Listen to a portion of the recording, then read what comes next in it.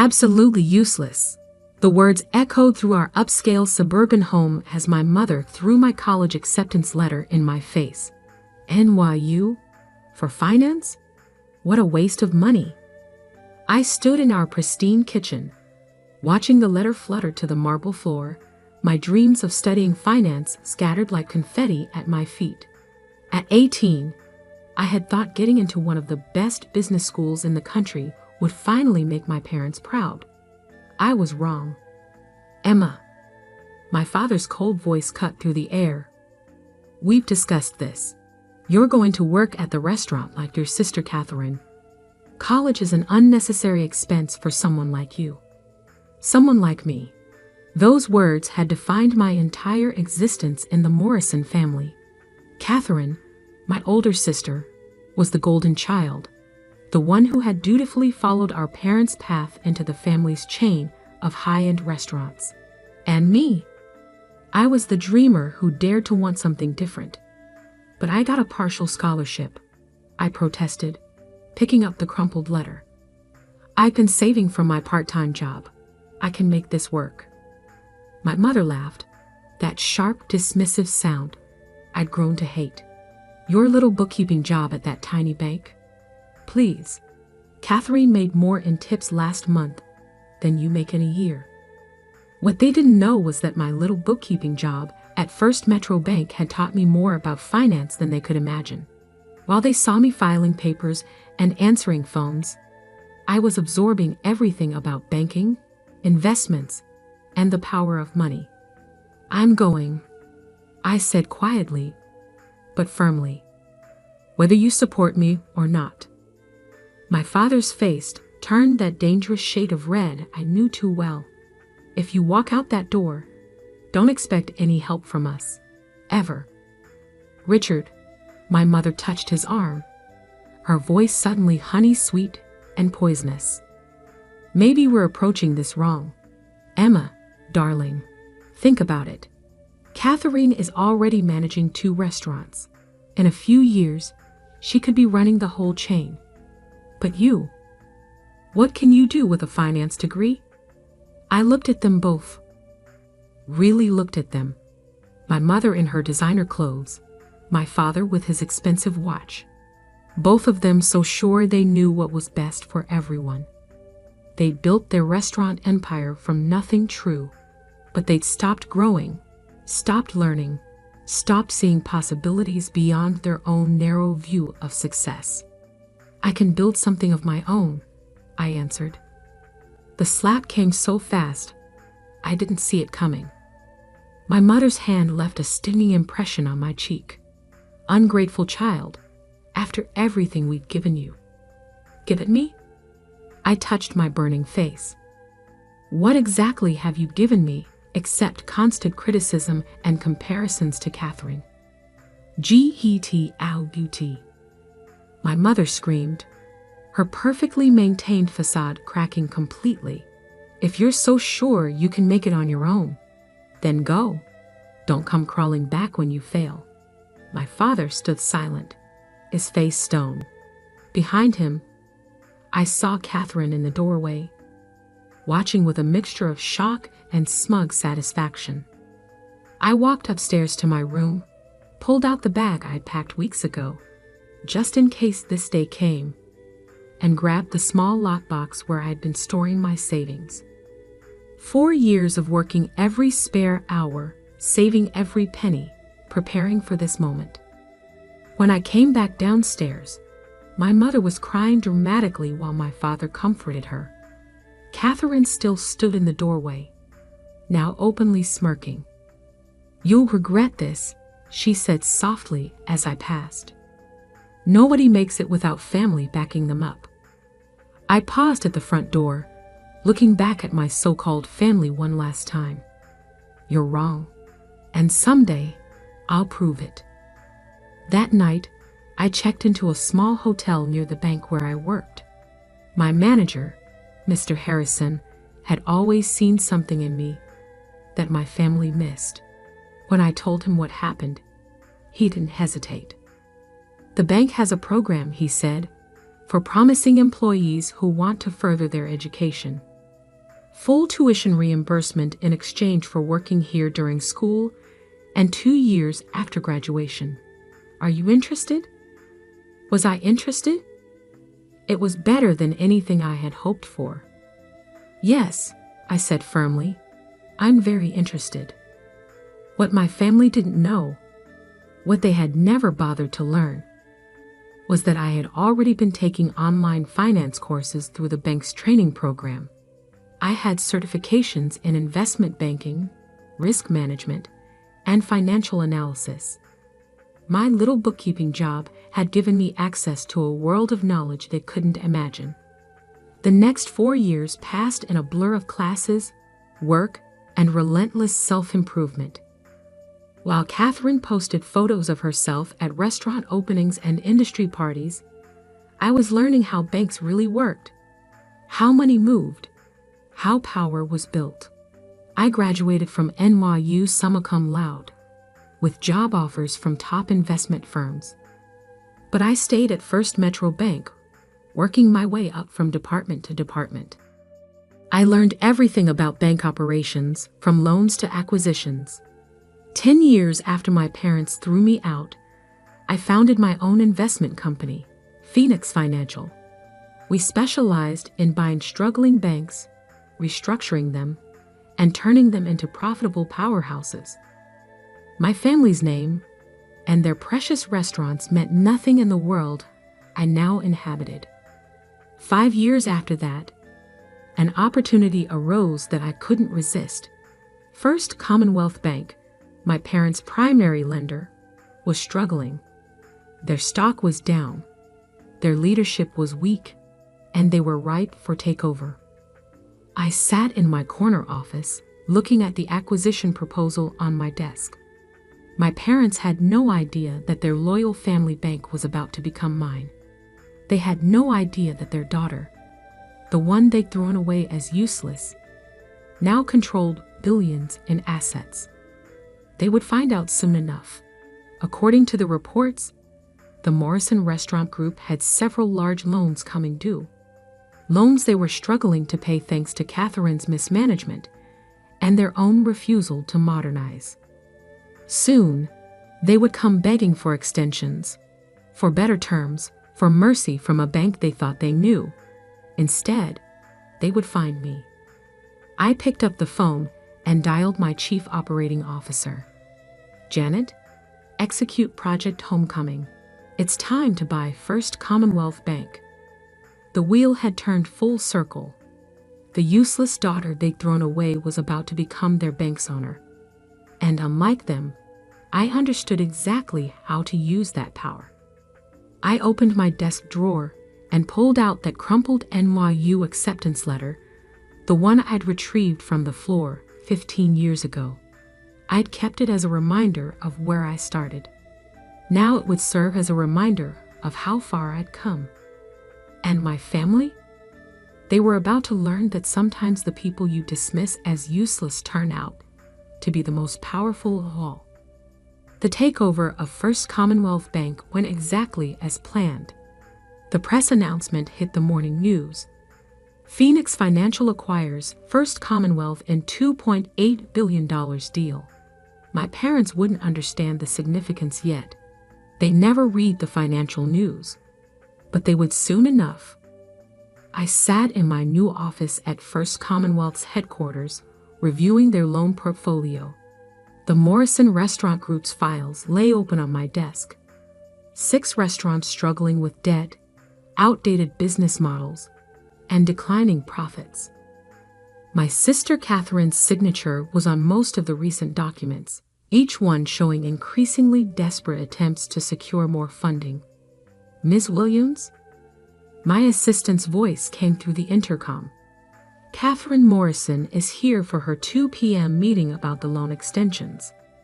I smiled, remembering my sister's last words to me 15 years ago. Send her in. Catherine strutted in, designer heels clicking on the marble floor. She hadn't changed much. Still perfectly groomed, still radiating that air of entitled confidence. She stopped short when she saw me, her perfectly maintained facade cracking. Emma? She whispered, then quickly recovered. What are you doing here?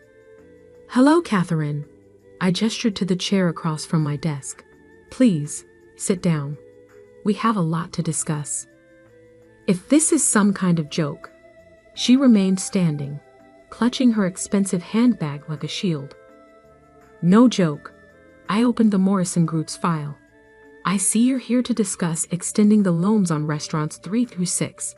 They're significantly underwater, aren't they? The color drained from her face. You work here? Actually, I smiled. I own the bank. Phoenix Financial completed the acquisition this morning. Didn't you read the news? She sank into the chair, her legs seemingly giving out. That's impossible. You're nothing. You ran away. I didn't run away, Catherine. I built something. Something much bigger than a chain of overpriced restaurants. I pulled out the latest financial reports. Speaking of which, let's discuss these numbers. They're quite concerning. These meetings are supposed to be with Mr. Anderson, she protested weakly. Mr. Anderson retired this morning. All major loan decisions now go through me. I studied my sister's face as the reality of her situation sank in. You're 3 months behind on payments for 4 locations. Your revenue is down 40% year over year. And I pulled out another document. You've been hiding losses from our loan officers. That's fraud, Catherine. She straightened in her chair, trying to summon her old arrogance. You wouldn't dare call in our loans. We're family. Family. I laughed softly. Isn't that what you said the night I left? Nobody makes it without family backing them up. Well, I did make it. And now your family's financial future depends on my decisions. I'll tell Mom and Dad, she threatened. They won't stand for this. Please do. I handed her a business card. In fact, I'd like all of you to come to a meeting tomorrow at 9 a.m. We need to discuss the future of the Morrison Restaurant Group. Catherine stood up, shaking with rage. You planned this. All these years, you were just waiting for revenge. No, Catherine. I built an empire while you were coasting on our parents' success. The fact that I now control your loans? That's just poetic justice. After she stormed out, I called my assistant. Janet, when my parents arrive tomorrow, have security bring them directly to the boardroom. I think it's time for a proper family reunion. That evening, my phone exploded with messages. Catherine had clearly run straight to our parents. Mom, how dare you? After everything we did for you. Dad, this is unacceptable. We'll take our business elsewhere. Catherine, you'll regret this. Nobody treats us this way. I didn't respond to any of them. Instead, I reviewed the restructuring plan I'd prepared for their restaurants. They had 2 choices: accept my terms and save their business, or refuse and lose everything. The next morning, I dressed carefully in a Tom Ford suit that cost more than 3 months of Catherine's salary. The boardroom windows offer a sweeping view of the city, my city now, in many ways. At exactly 9 a.m., the doors opened. My parents walked in, followed by Catherine. They stopped short when they saw me standing at the head of the table. Good morning, I said calmly. Please, sit down. Emma? My father's voice shook with barely controlled rage. What is the meaning of this? This, I gestured to the documents laid out before each place, is a meeting to discuss the future of your company. Your very troubled company. We'll take our business to another bank, my mother snapped. With your credit history? Your fraudulent reporting? I picked up a file. No bank in the city will touch you, especially after I file these discrepancy reports with the regulatory board. Catherine went pale. She knew exactly what those reports contained. Every fake number, every hidden loss, every lie she told to keep the loans flowing. "You wouldn't," she whispered. "Try me." I sat down, opened the main proposal. "However, I'm prepared to offer you a deal. One that will save your restaurants and your reputation." My father's face had turned that dangerous shade of red again. "You think you can blackmail us? Your own family?" "Blackmail?" I raised an eyebrow. "No, I'm offering you a business solution. The same kind I've offered to dozens of other failing companies. The fact that you're my family doesn't change the numbers." I pushed copies of the proposal across the table. Phoenix Financial will assume control of 51% of the Morrison Restaurant Group. We'll inject new capital, modernize your operations, and restructure your debt. In return, you'll step down from day-to-day management. Step down. My mother's voice rose to a shriek. "This is our company." "Not anymore," I replied calmly. "Right now. It's a failing company drowning in debt. I'm offering you a chance to save what's left." Catherine was frantically flipping through the proposal. This would make you our boss." "Yes," I agreed. "Ironic, isn't it? The useless daughter you kicked out now controls your financial future." My father stood up so quickly his chair fell backward. "You ungrateful little." "Careful," I cut him off. "Remember where you are. Remember who owns this building, this bank, and soon, your restaurants." He froze, finally seeing me clearly. Not as his disappointing younger daughter, but as the powerful executive I'd become. "Why?" my mother asked, tears streaming down her face. "Why do this to us?" I stood up slowly, placed my hands on the table. "Because 15 years ago, you threw me away like I was nothing. You were so sure I would fail without your support. Instead, I built something greater than anything you could imagine." I walked to the window, looked out at the city. "Your choice is simple. Accept my offer and save your legacy, or refuse and lose everything. You have until the end of business today to decide." "You can't do this," Catherine protested weakly. I turned back to them, smiled coldly. "I already have. The papers are drawn up. The board is waiting for your response. The only question is whether you're smart enough to take the deal." As they sat there, staring at the documents that would change everything, I thought about that night 15 years ago, about the daughter they'd thrown away as useless, about how power shifts when you least expect it. "One more thing," I added as I walked to the door. "When you make your decision, remember this.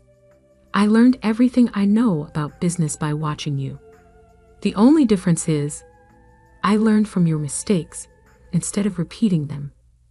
I left them there, surrounded by papers that proved just how far their useless daughter had come. The wheel had turned full circle, and now they had to choose. Accept my authority or lose everything they'd built. Either way, I had already won.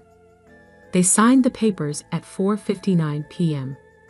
I watched from my office as my father's hand trembled slightly, signing away control of the empire he built. My mother dabbed at her eyes with an expensive handkerchief while Catherine stared blankly at the wall, her perfect world completely shattered.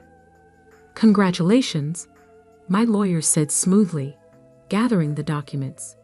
"Phoenix Financial is now the majority owner of the Morrison Restaurant Group." "What happens now?" my father asked, his voice hollow. I stood up from behind my desk. "Now we save your company, whether you like it or not." The next few weeks were a whirlwind of changes. I brought in my own management team to audit every aspect of the restaurant chain. The results were worse than even I had expected. They've been operating on an outdated business model for years, Janet reported, spreading spreadsheets across my desk. No online presence, no modern marketing, no adaptation to changing customer preferences. It's like they're stuck in 1995. Catherine's been hiding the real numbers, my CFO added. They're not just underwater, they're drowning. Without our intervention, they would have collapsed within 6 months. I nodded, unsurprised. My sister had always been better at appearances than actual management. Start the restructuring. Full modernization, complete menu overhaul, new marketing strategy, and schedule a full board meeting for next week. The board meeting was the first time I'd seen my family since they signed the papers. They sat at the far end of the table, looking small and defeated. Catherine had lost her designer polish. There were shadows under her eyes, and her clothes looked rumpled. The Morrison Restaurant Group is fundamentally sound, I began, standing at the head of the table. The brand has value, the locations are prime, and there's a loyal customer base. The problem isn't the business, it's how it's been run. I clicked through slides showing the changes we planned. Modern point-of-sale systems, updated menus focusing on local ingredients and current food trends, a robust online ordering platform, and a complete marketing overhaul. This isn't what our customers want, my father interrupted. They come to us for traditional. Your customers are leaving. I cut him off. Sales have dropped 40% in 3 years. The only thing keeping you afloat was Catherine's creative accounting, and that stops now. Catherine flinched. I was trying to save us. You were hiding the truth. I corrected her, just like you've all been doing for years. Well, that ends today. I laid out the new management structure. My team would handle operations, finance, and marketing. My family would retain ceremonial positions, the face of the brand, but with no real power. You're destroying everything we built, my mother whispered. No, I replied calmly. I'm saving it. You just can't see that yet. The changes weren't easy. My parents fought every modernization attempt. Catherine sulked in her new role as brand ambassador, stripped of any real authority. But slowly, inevitably, the numbers began to turn around. 3 months after the takeover, sales increased for the first time in years. 6 months in, we opened our first new location, a modern concept restaurant that blended the Morrison tradition with contemporary dining trends. It was an immediate success. 1 year to the day after I took control, I called another family meeting. This time in the flagship restaurant, after hours. The numbers speak for themselves, I said, handing out the latest reports. Revenue is up 60%. Customer satisfaction has increased by 45%. The Morrison Restaurant Group is not just surviving, it's thriving. My father studied the reports with grudging admiration. Even he couldn't deny the turnaround. Why? Catherine asked suddenly. Why save us at all? You could have let us fail, after how we treated you. I walked to the window, looked out at the city lights. Because success isn't about revenge. It's about proving something to yourself, not others. We were wrong, my mother said quietly. It was the first time I'd ever heard her admit a mistake. About you, about everything. I turned back to them. Yes, you were. But that's not why I did this. Then why? My father asked. Because 15 years ago, you threw away a daughter you thought was useless. Instead of destroying me, it made me stronger.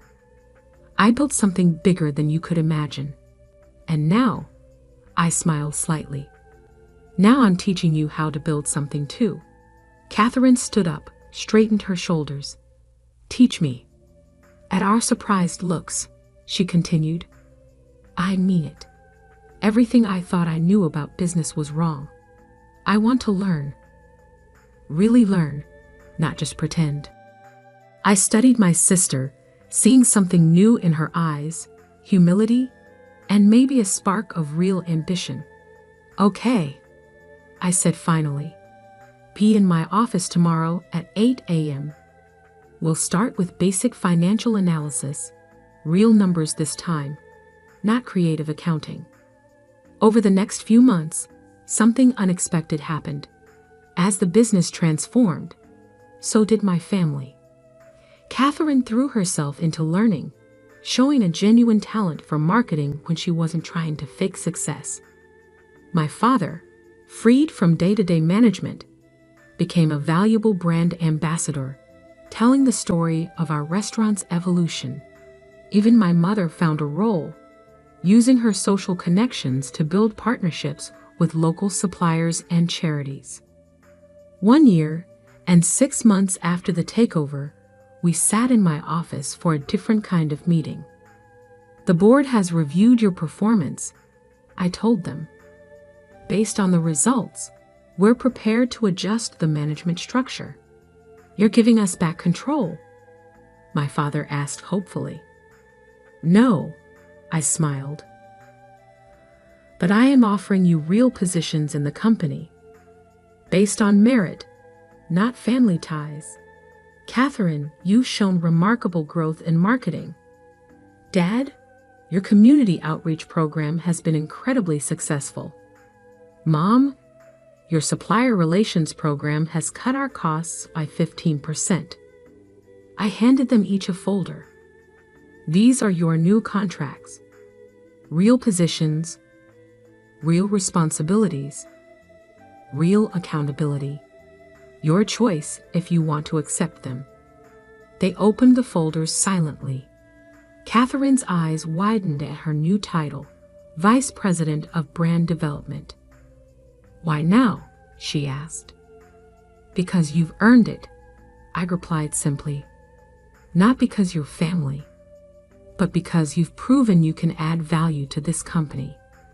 That's something I had to learn the hard way. My father looked up from his contract. We were so wrong about you, about everything.